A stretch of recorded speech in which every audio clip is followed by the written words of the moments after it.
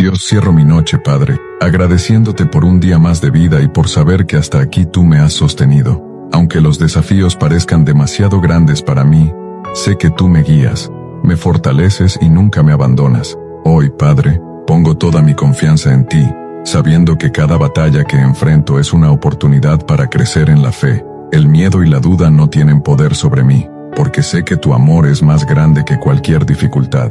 Señor, que tu espíritu me conduzca en el camino de la victoria, y que tenga el valor de seguir, incluso cuando el camino parezca difícil. Tú eres mi refugio y mi fortaleza. Confío en que, incluso en las noches más oscuras, tu luz me guiará. Que nunca olvide que mi fuerza viene de ti, y que en tu tiempo, la victoria llegará. Gracias, Dios, por sostenerme, por amarme y por mostrarme que con fe, puedo con todo. En el nombre de Jesús, amén.